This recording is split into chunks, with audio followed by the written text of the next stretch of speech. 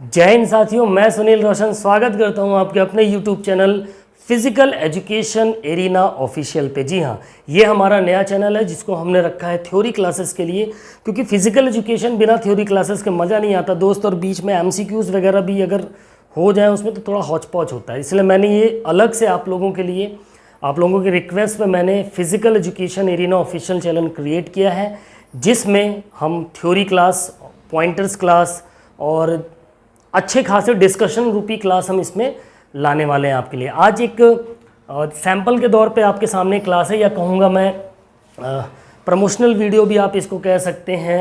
एक पहला वीडियो है हमारे इस चैनल का, तो बहुत ज़्यादा लेंदी क्लास हम नहीं रखेंगे। आप लोगों से एक रिक्वेस्ट है साथियों कि ज़्यादा से ज़्यादा इस चैनल को, physical education arena official channel को ज़्यादा से ज़्यादा शेयर करिए, ताकि ज़्यादा से ज़्यादा लोगों तक पहुँचे। और ये जो चैनल है साथियों, ये आपके बीपीएड, एमपीएड, साथ में यूपीटीसीटी की तैयारी कर रहा है, एमपीटेट की तैयारी कर रहा है, हरियाणा स्टेट की तैयारी कर रहा है। Physical education all over India में जितने भी एग्ज़ाम्स होते हैं, उन सारी एग्ज़ाम्स के लिए हमारा ये चैनल थ्योरी क्लास लेकर आ रहा है साथियों, जो कि बहुत ही ज़्यादा आपके लिए बेनिफिशियल होने वाले हैं। सो ज़्यादा से ज़्यादा हमारे इस वीडियो को शेयर करें, ताकि ज़्यादा से ज़्यादा लोग इस नए channel physical education arena official के साथ कनेक्ट हो सके साथियों। और हमारा जो इससे पहले जो चैनल चल रहा था फिजिकल एजुकेशन एरिना, वो एज इट इज़ चलता रहेगा, जिसमें हम अलग अलग किताबों की practice set, MCQs classes, top 50, top 100, marathon MCQs, ये सारी वहाँ पर एज इट इज़ चलती रहेंगी साथियों। ठीक है, सो आई होप आज की ये क्लास आपको बेहतर लगेगी। आज की क्लास में हम साथियों डिस्कस करने वाले हैं फिजिकल एजुकेशन एग्ज़ाम पॉइंटर्स के बारे में, यानी कि शारीरिक शिक्षा के जो भी पेपर होते हैं साथियों, TCT, PCT, नेट, JRF, इनमें कुछ ऐसे पॉइंट्स होते हैं साथियों जो जहां से क्वेश्चन आपसे पुटअप होते ही होते हैं। सो उन पॉइंटर्स के ऊपर आज हम डिस्कस करने वाले हैं। सो बहुत ही इंपॉर्टेंट क्लास होनी चाहिए, और क्लास होगी साथियों, तो फटाफट से इस सेशन को ज़्यादा से ज़्यादा शेयर करें, ओके, ताकि ज़्यादा से ज़्यादा लोगों तक हमारी ये क्लास, इसकी क्योंकि नया चैनल है साथियों, जब तक ज़्यादा आप शेयर नहीं करेंगे तब तक इस चैनल की रीच बढ़ेगी नहीं, तो ज़्यादा लोगों तक नहीं पहुंचेगा। ठीक है, सो चलिए पहले पॉइंट की अगर हम बात करें साथियों, तो आपके सामने है पैनहेलेनिक गेम्स। ठीक है, बहुत ही इंपॉर्टेंट पॉइंट है साथियों। पैनहेलेनिक गेम से फिजिकल एजुकेशन एग्ज़ाम्स के अंदर क्वेश्चन पूछे जाते हैं। इसके अंदर जितने भी पॉइंट्स मैंने कवर किए होंगे, 15-16 पॉइंट्स, ये सारे के सारे आपके लिए बहुत ही ज़्यादा इंपॉर्टेंट होने वाले हैं साथियों। तो पैनहेलेनिक गेम्स की बात करें तो भैया बेसिकली इसको 4 पार्ट में डिवाइड किया गया। 4 प्रकार के पैनहेलेनिक गेम्स होते हैं। सबसे पहला पॉइंट आपको ये याद रखना है, ठीक है, 4 टाइप्स होते हैं इसके। ठीक है, ये चीज़ आपको ध्यान में रखनी है साथियों। आई होप विजिबल होंगी चीज़ें आपको। ओके, इसको इसको हम येलो कर देते हैं तो और अच्छे से विजिबल होगा। ठीक है, सो 4, 1 सेकेंड, क्या हो गया ताऊ जी को?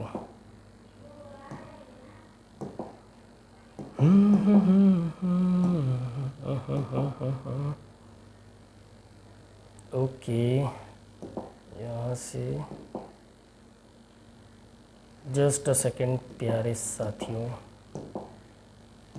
आ गया। ठीक है, सो 4 टाइप्स आपको याद रखने हैं। पैनहेलेनिक गेम्स के 4 टाइप्स होते हैं। पहला आपका होता है साथियों ओलंपिक गेम्स।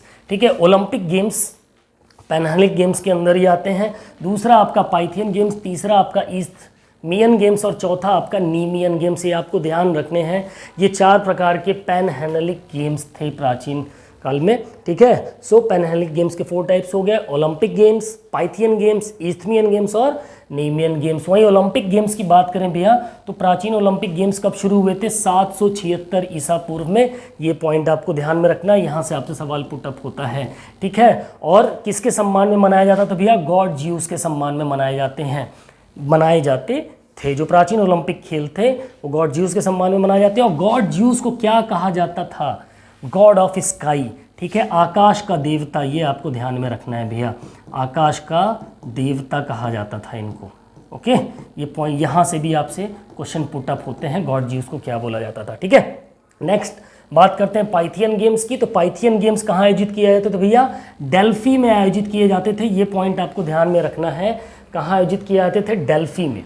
ठीक है, डेल्फी में पाइथियन गेम्स का आयोजन होता था। ठीक है, और इसमें जो इवेंट थे भैया वो कौन से थे, रथ और घोड़दौड़ थी, ये आपको ध्यान में रखना है। जो आपके पाइथियन गेम्स थे इसमें 2 प्रकार के इवेंट हुआ करते थे, रथ दौड़ और घोड़दौड़ हुआ करती थी, और यह प्रत्येक 4 साल बाद इनका आयोजन होता था भैया। जो पाइथियन गेम्स होते थे डेल्फी में आयोजित होते थे, हर 4 साल में इनका आयोजन होता था। साथ ही इसमें जो इवेंट थे भैया रथ दौड़ और घोड़दौड़ थी, और ये मनाया जाता था अपोलो देवता के सम्मान में भैया। अपोलो के सम्मान में पाइथियन गेम्स का आयोजन किया जाता था, और अपोलो को बोला जाता था गॉड ऑफ सन। ठीक है, ये ध्यान में रखना है, अपोलो को क्या बोला जाता था, गॉड ऑफ सन, सूर्य का देवता कहा जाता था। ओके, ये पॉइंट्स आपको ध्यान में रखने हैं। नेक्स्ट है आपका ईस्थमियन गेम्स की बात करेंगे भैया। तीसरा आपका ईस्थमियन गेम्स है। तो ईस्थमियन गेम्स का जो आयोजन स्थल था या जहाँ पर ये गेम आयोजित किए जाते थे, कोरिन्थ में आयोजित किए जाते थे भैया। कोरिन्थ, ध्यान रखिएगा, कहाँ आयोजित किए जाते थे, कोरिन्थ में आयोजित किए जाते थे। ठीक है, कोरिन्थ में। ओके, और इसको मनाया जाता था पोसेडियन देवता के सम्मान में। पोसेडियन, ध्यान रखिएगा, पोसेडियन के सम्मान में ये गेम्स आयोजित किए जाते थे, ईस्थमियन गेम्स। और गॉड ऑफ सी कहा जाता था पोसेडियन को, समुद्र का देवता कहलाते थे ये। ठीक है, ठीक है। नेक्स्ट चौथा पॉइंट है हमारा इसमें पैनहेलेनिक गेम्स में नीमियन गेम्स। नेमियन गेम्स की बात करें भैया तो इसका जो आयोजन स्थल था वो आर्गोलिस था। ठीक है, आर्गोलिस था, ध्यान रखिएगा, आर्गोलिस। ये हर प्रत्येक 2 साल में आयोजित किए जाते थे नीमियन गेम्स, और ये भी गॉड ज्यूस के सम्मान में मनाए जाते थे। गॉड ज्यूस के सम्मान में आपका प्राचीन ओलंपिक खेल और नीमियन गेम्स ये दोनों मनाए जाते थे। गॉड ज्यूस को भैया क्या कहा जाता था, गॉड ऑफ स्काई कहा जाता था। ठीक है, वहीं आपको इंपॉर्टेंट है, अपोलो को क्या कहा जाता था, गॉड ऑफ सन कहा जाता था, यानी सूर्य का देवता। और पोसेडियन को गॉड ऑफ सी कहा जाता था, समुद्र का देवता। गॉड ज्यूस आपको पता ही है भैया, आकाश का देवता इनको कहा जाता था। ठीक है, नेक्स्ट पॉइंट की अगर हम बात करें भैया तो एक इंपॉर्टेंट पॉइंट है आपके सामने यहाँ पर YMCA। यहाँ से अक्सर सवाल आपसे पूछा जाता है। सबसे पहले आपको इसका फुल फॉर्म पता होना चाहिए भैया। फुल फॉर्म होता है इसका young man Christian association. Young man Christian association, ध्यान रखिएगा। ठीक है, इसका फुल फॉर्म है। इसकी स्थापना का वर्ष आपसे पूछा जाता है, 1920 में इसकी स्थापना हुई। कहाँ पर हुई? भारत में मद्रास, चेन्नई में इसकी स्थापना की गई। ये चीज़ आपको ध्यान में रखना है। ठीक है, और किसके द्वारा की गई? मिस्टर हैरी क्रोबक के द्वारा YMCA की स्थापना 1920 में की गई। और YMCA ही आपका first college of physical education in India. Bharat में शारीरिक शिक्षा का पहला कॉलेज की अगर हम बात करें तो वो YMCA ही है। ये पॉइंट भी आपको रिमेंबर रखना है। ओके, नेक्स्ट पॉइंट की अगर हम बात करें तो नेक्स्ट आता है आपका LNIPE, अनदर इम्पोर्टेंट पॉइंट। ये सारे जो पॉइंटर्स हैं साथियों, ये आपके एग्जाम में पूछे जाने वाले पॉइंटर्स हैं, यहाँ से सवाल आपसे पूछे जाते हैं। ठीक है, तो इसका फुल फॉर्म की बात करेंगे तो Lakshmibai national institute of physical education. Okay, ये ध्यान में रखना है, Lakshmibai national institute of physical education is the full form of LNIPE।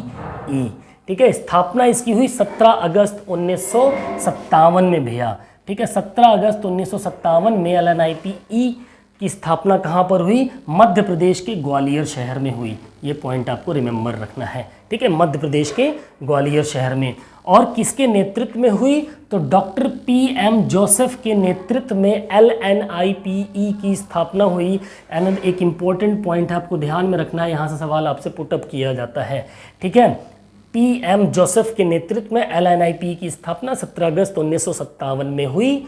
Lakshmibai national institute of physical education, जो कि मध्य प्रदेश के ग्वालियर शहर में स्थित है। नेक्स्ट आपका सवाल जहाँ से पूछा जाता है साई, यानी कि स्पोर्ट्स अथॉरिटी ऑफ इंडिया, इसका फुल फॉर्म है, ये आपको रिमेंबर रखना है। और इसकी स्थापना 1984 में हुई। इससे इन्हीं 2 टाइप्स के क्वेश्चन आपसे पुटअप किए जा सकते हैं, या तो इसका फुल फॉर्म आपसे पूछा जा सकता है, या इसकी स्थापना कब हुई? 1984 में हुई। इसमें से एक पॉइंट आपसे कभी कभी ये भी पूछ लेता है कि भारतीय खेल प्राधिकरण यानी स्पोर्ट्स अथॉरिटी ऑफ इंडिया का पदेन अधिकारी या अध्यक्ष कौन होता है? तो भैया प्राइम मिनिस्टर ऑफ इंडिया। ठीक है, यानी कि जो भारत के प्रधानमंत्री होंगे, तत्काल प्रधानमंत्री होंगे, वो इसके पदेन अधिकारी होंगे। नेक्स्ट क्वेश्चन की हम बात करें पॉइंट्स की, तो अगला पॉइंट आपके सामने जो 5वां पॉइंट है साथियों क्या है? स्पोर्ट्स साइकोलॉजी से है। ठीक है। स्पोर्ट्स साइकोलॉजी से कुछ सवाल आपसे पूछे जाते हैं, ठीक है। खेल मनोविज्ञान की अगर हम बात करें तो यहाँ से कुछ सवाल आपके सामने रखे जाते हैं, जिनमें से जब सबसे पहली चीज़ फादर ऑफ साइकोलॉजी आपको रिमेंबर रखना है, ठीक है। फादर ऑफ साइकोलॉजी की बात करें यानी कि मनोविज्ञान के जनक की बात करें तो विलियम वुंड याद रखिएगा। विलियम वुंड जो थे वो मनोविज्ञान के जनक कहलाए, ठीक है। लेकिन आपसे अगर पूछ ले फादर ऑफ मॉडर्न साइकोलॉजी, आधुनिक मनोविज्ञान के जन्मदाता की बात हो रही भैया, आधुनिक मनोविज्ञान के जन्मदाता, तो सिगमंड फ्रायड याद रखिएगा।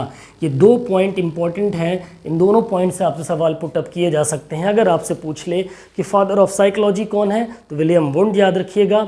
अगर आपसे पूछे फादर ऑफ मॉडर्न साइकोलॉजी कौन है, आधुनिक मनोविज्ञान के जनक या जन्मदाता की अगर बात हो तो सिगमंड फ्रायड के साथ आप जाएंगे, ओके।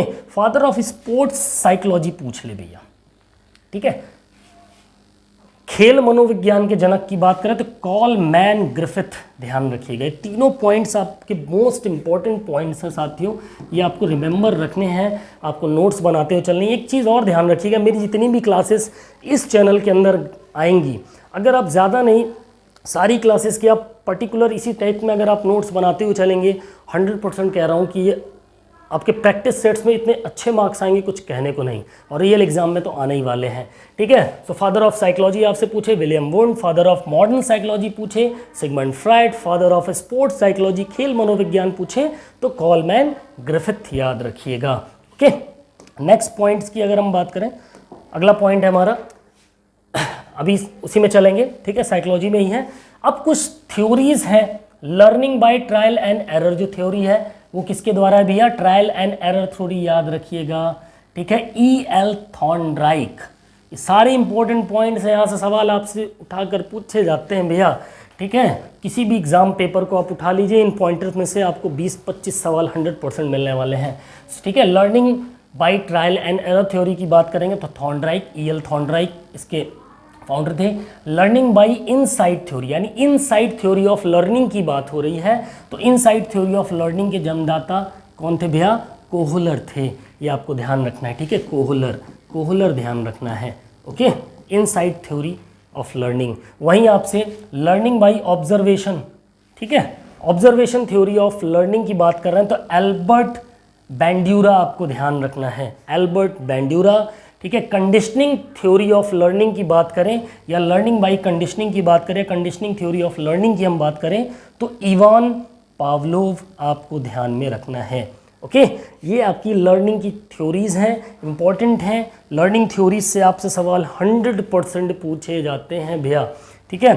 नेक्स्ट पॉइंट की बात करें सो थ्योरीज ऑफ प्ले, एक अनदर मोस्ट इंपॉर्टेंट पॉइंट है साथियों, प्ले थ्योरीज से भी आपसे सवाल पूछे जाते हैं। सरप्लस थ्योरी की बात करें तो शिलर और हर्बर्ट स्पेंसर ध्यान रखिएगा, ठीक है। इनके फादर या इनके जनक कह सकते हैं, इन्होंने प्रोपाउंड किया इस थ्योरी को, तो सरप्लस थ्योरी की जहां बात आएगी वहां पर आपको ध्यान रखना है शिलर और हर्बर्ट स्पेंसर।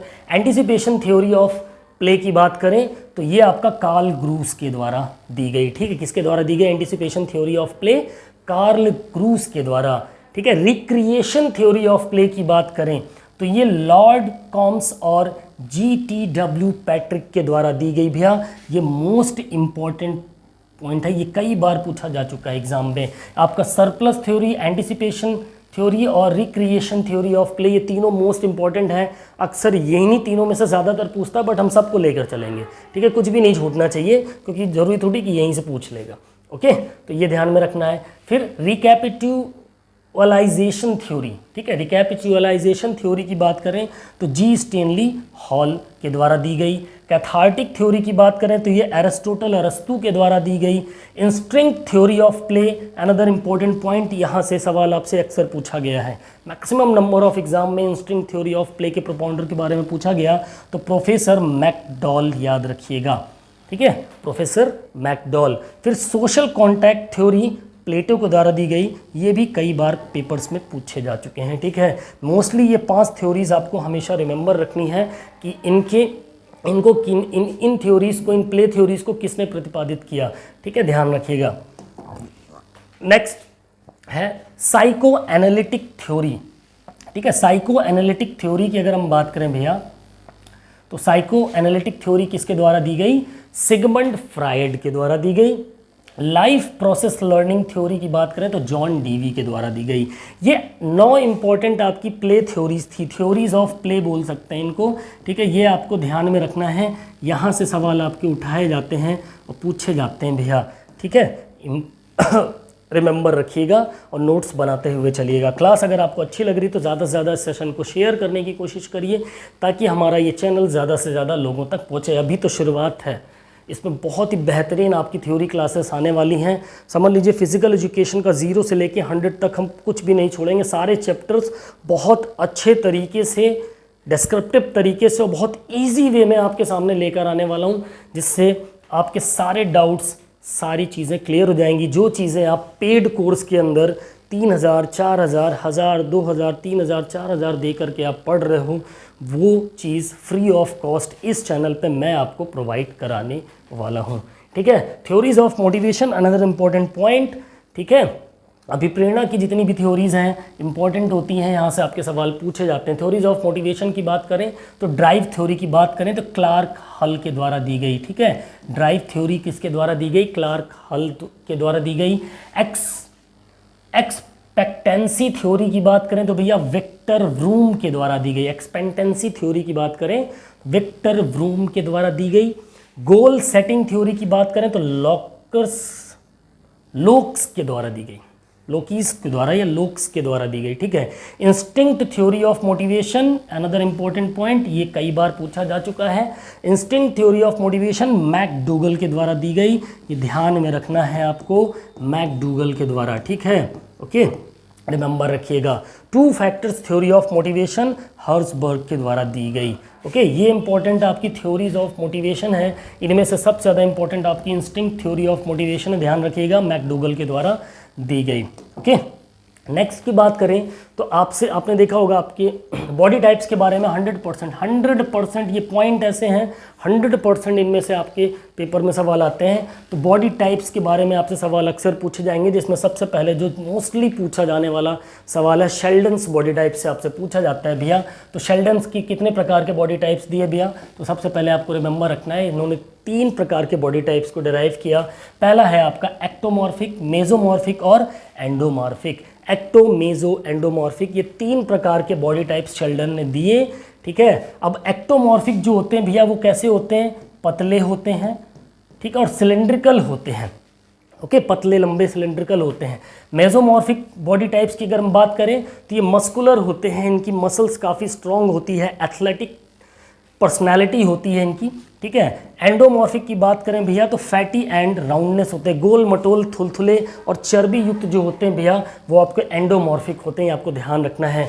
एक्टोमॉर्फिक आपसे पूछा जाए थिन सिलेंड्रिकल पतले लंबे, ठीक है। मेसोमॉर्फिक की बात पूछी जाए तो ये एकदम फिट होते हैं, एकदम मस्त बॉडी होती है इनकी, परफेक्ट एथलीट वाली मस्कुलर बॉडी होती है। एंडोमॉर्फिक की बात करें भैया तो ये थुलथुले गोल मटोल और चर्बी युक्त वसा युक्त वाले व्यक्ति इस प्रकार के बॉडी टाइप्स में आते हैं। तो रिमेंबर रखिएगा शेल्डन्स बॉडी टाइप में 3 टाइप्स होते हैं, एक्टो, मेसो और एंडोमॉर्फिक। एक्टोमॉर्फिक आपका थिन और सिलेंड्रिकल, मेसोमॉर्फिक आपके हो गए athletic body types, muscular body types, endomorphic आपके फैटी एंड राउंड बॉडी या राउंडनेस कह सकते हैं इसको, ठीक है। नेक्स्ट की अगर हम बात करें तो अदर इंपॉर्टेंट पॉइंट, यहाँ से भी क्रैशमर के बॉडी टाइप से भी आपसे सवाल पूछा जाता है भाई साहब, ठीक है। क्रैशमर्स बॉडी टाइप्स, इन्होंने भी 3 टाइप्स के दिए, ठीक है। कौन कौन से दिए भैया? एस्थेटिक, पाइकनिक और डिस्प्लास्टिक, ये 3 बॉडी टाइप्स इंपॉर्टेंट है, आपको ध्यान में रखना है। क्रैशमर ने जो बॉडी टाइप्स दिए, number 1 is asthenic, number 2 is pyknic, number 3 is dysplastic. Asthenic की बात करें तो भैया ये पतले और लंबे होते हैं, ठीक है, ये एस्थेटिक बॉडी टाइप वाले पतले व लंबे होते हैं भैया, ठीक है। पाइकनिक बॉडी टाइप्स की अगर हम बात करें भैया एकदम बदसूरत जिसको बोला गया, फैटी और अगली, बहुत ज़्यादा थुलथुले मोटे, एकदम समझ रहे होंगे मैं क्या कहना चाह रहा हूँ, ठीक है। डिस्प्लास्टिक की अगर बात करें तो वेरी अगली एंड अनशेपली, बहुत ज़्यादा भद्दे होते हैं और बॉडी का शेप पता ही नहीं चलता, एकदम चर्बी से एकदम थुलथुलाए हो जाते हैं पूरी तरीके से, तो इससे कुछ ज़्यादा ही हो जाते हैं, ठीक है। ये चीज़ आपको ध्यान में रखना है, क्रैशमर्स बॉडी टाइप में इस तरीके के बॉडी टाइप्स होते हैं। नेक्स्ट है क्लासिफिकेशन ऑफ पर्सनालिटी। एक इंपॉर्टेंट पॉइंट भैया, व्यक्तित्व का क्लासिफिकेशन किसके द्वारा? नकार्टी के द्वारा। ध्यान रखिएगा, नकार्टी के द्वारा कभी कभी, अक्सर नहीं पूछता बट कभी कभी यहाँ से सवाल उठाया जाता है आपसे। ज़रूरी नहीं है कि नहीं पूछा गया तो नहीं पूछा जाएगा, पूछा जा सकता है। ठीक है, तो पर्सनैलिटी, व्यक्तित्व का वर्गीकरण, क्लासिफिकेशन की अगर हम बात करें भैया, तो नकार्टी के द्वारा तो कितने प्रकार में, इसको भी 3 प्रकार में डिवाइड किया भैया। ठीक है, पहला है आपका माइक्रो प्लैंक्निक्स। ठीक है, माइक्रो प्लैंक्निक्स, फिर है मैक्रो प्लैंक्निक्स और फिर है नॉर्मो प्लैंक्निक्स। ठीक है, ध्यान रखिएगा, नाम आपको ध्यान में रखने हैं। सो माइक्रो प्लैंक्निक्स जो होते हैं भैया, थिन और स्लेंडर होते हैं, पतले और लंबे होते हैं। मैक्रो प्लैंक्निक्स की बात करें तो शॉर्ट, छोटे होते हैं हाइट में, फैटी होते हैं, छोटे और मोटे होते हैं। ठीक है, फिर नॉर्मो प्लैंक्निक्स की बात करें तो भाई हार्मोनियस डेवलप्ड बॉडी होती है, बलवान होते हैं, वही कहा जाए ना एकदम एथलेटिक मस्कुलर बॉडी होती है, जिसको हम हार्मोनियस डेवलप्ड बॉडी कहेंगे। ठीक है, ये ध्यान में आपको रखना है। सो नकार्टी के द्वारा अगर बात करें, नक्रेटी के द्वारा बात करें तो ये व्यक्तित्व के 3 प्रकार की क्लासिफिकेशन दिए इन्होंने पर्सनालिटी के। ठीक है, नेक्स्ट है आपका all health and skills related fitness tests. Most important point है प्यारे साथियों। ठीक है, all health and skill related fitness test, जितने भी हेल्थ और स्किल रिलेटेड फिटनेस टेस्ट हैं, यहाँ से आपसे सवाल पूछे जाते हैं। जैसे आपकी स्टैंडिंग हाइट, खड़े होकर आपकी हाइट की अगर नाप की जाए पूरी, तो किससे नापी जाती भैया? स्टेडियोमीटर से नापी जाती है, ध्यान में रखना, स्टेडियोमीटर से। ब्लड शुगर की जांच किसके द्वारा होती है? माप किसके द्वारा होती है? ग्लूकोमीटर के द्वारा होती है भाई साहब। ठीक है, बोन की लेंथ, हड्डियों की लंबाई आपको नापनी तो बोन कैलिपर होता है, उसके द्वारा आपकी बोन लेंथ मेज़र की जाती है।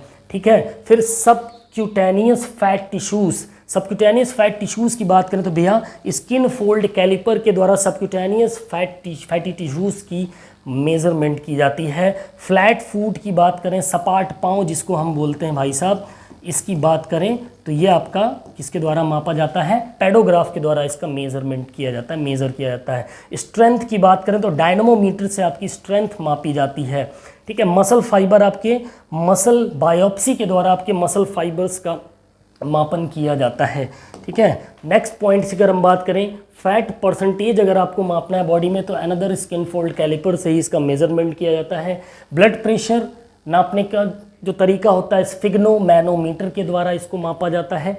हार्ट रेट आपका स्टेथोस्कोप से नापा जाता है, जो डॉक्टर आला लेके चलते हैं, that is stethoscope. Vital capacity, ठीक है, स्पाइरोमीटर के द्वारा मापा जाता है। अगर आपने बीपेड एमपेड में क्लासेस की होंगी तो काफ़ी तेज़ से फूंक करके एक स्पाइरोमीटर से आपका वाइटल कैपेसिटी मापी जाती थी। रेंज ऑफ मोशन की बात करें तो भैया जो आपके दो जॉइंट्स के बीच का जो मोशन होता है, एंगल होता है, उसको मेजरमेंट की बात करें तो भैया गोनियोमीटर के द्वारा उसको मापा जाता है। ठीक है, एनर्जी कॉस्ट आपका डगलस बैग के द्वारा नापा जाता है। ठीक है, ध्यान रखिएगा, इंपॉर्टेंट पॉइंट है, यहाँ से सवाल पूछा जा सकता है।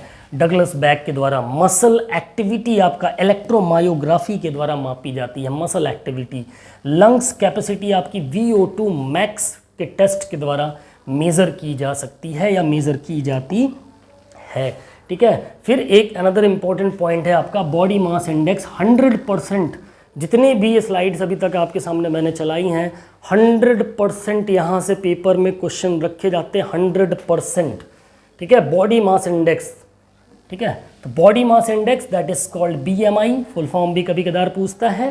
ठीक है, सबसे इंपॉर्टेंट चीज़, मोस्ट इंपॉर्टेंट चीज़, इसका फॉर्मूला आपको रिमेंबर रखना है भैया। तो फॉर्मूला क्या होता है? वेट, किलोग्राम में वेट डिवाइड कर दो हाइट मीटर स्क्वायर के साथ। ठीक है, ये इसका फॉर्मूला होता है। फिर इंपॉर्टेंट पॉइंट है BMIs के, यहाँ से आपसे सवाल 100% पूछे जाते हैं कि कितना BMI होता है, जिसमें under weight, normal weight, over weight, obesity के 3 क्लास होते हैं। ये भी ध्यान रखिएगा, आपसे कभी कभी क्या पूछेगा, ओबेसिटी के टाइप्स पूछ लेगा तो भैया 3 टाइप्स या 3 प्रकार की ओबेसिटी होती है, टाइप 1, टाइप 2, टाइप 3, या क्लास 1, क्लास 2, क्लास 3। ठीक है, तो अगर आपका जो BMI, बॉडी मास इंडेक्स 18.5 से 18.5 पे है तो that is called under weight. ठीक है, अंडर वेट माने जाएंगे। फिर 18.5 से 24.9 के बीच में है तो ये आपका एकदम नॉर्मल वेट होगा। ठीक है, न कम न ज़्यादा। लेकिन वही 25.0 से 29.9 तक अगर जाता है तो दैट इज़ कॉल्ड ओवरवेट, आपका भार अधिक माना जाएगा। फिर 30.0 से 34.9 ओबेसिटी क्लास, स्थूलता की क्लास 1 मानी जाएगी, ओबेसिटी क्लास 1। 35.9 से 39.9 के बीच में आपकी ओबेसिटी क्लास सेकंड, और अबव 40 से ऊपर जाता है तो ओबेसिटी क्लास थर्ड। बिल्कुल ही स्थूल व्यक्ति, बहुत ही ज़्यादा मोटा थुलथुला हो जाएगा, 100 किलो के ऊपर ही भागेगा वो, ठीक है। चलिए, तो ये इंपॉर्टेंट पॉइंट्स थे, ये आपको रिमेंबर रखने हैं साथियों, ठीक है। तो बॉडी मास इंडेक्स BMI से आपसे सवाल पूछा ही जाता है, ध्यान रखने हैं।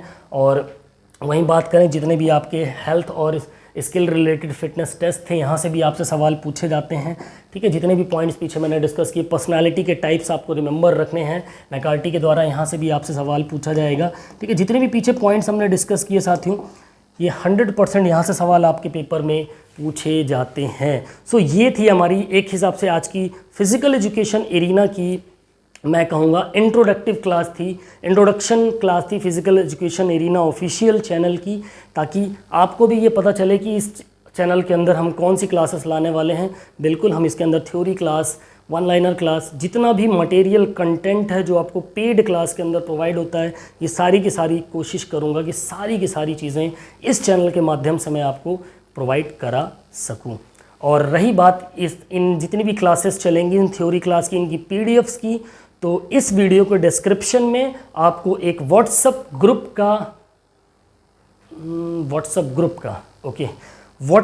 का एक लिंक प्रोवाइड होगा। उस ग्रुप के अंदर, व्हाट्सएप ग्रुप का नहीं, हम अपने टेलीग्राम चैनल का लिंक आपको प्रोवाइड करा देंगे, ठीक है। आज ही वो टेलीग्राम चैनल बना दिया जाएगा थ्योरी क्लास के लिए, और उस चैनल को आप ज़रूर से जाकर ज्वाइन करिएगा। तो वहाँ पर ये सारी PDFs आपको अवेलेबल हो जाएंगी, जिसको आप कभी भी प्रिंट आउट करा कर या उसको नोट्स करके अपनी नोट्स बना सकते हैं। सो आई होप आज की हमारी ये मेहनत आपको पसंद आई होगी। जैसे आपने फिजिकल एजुकेशन एरिना पे प्यार अपना बनाए रखा है, वैसे ही आई होप, मैं आशा करता हूँ कि आपको अगर क्लासेस पसंद आएंगी तो आप बिल्कुल physical education arena official channel को भी अपना भरपूर प्यार देंगे। सो मिलते हैं अपनी नेक्स्ट क्लास में, नेक्स्ट वीडियो में। तब तक के लिए बाय बाय, टेक केयर, जय हिंद, वंदे मातरम, फिजिकल एजुकेशन जिंदाबाद।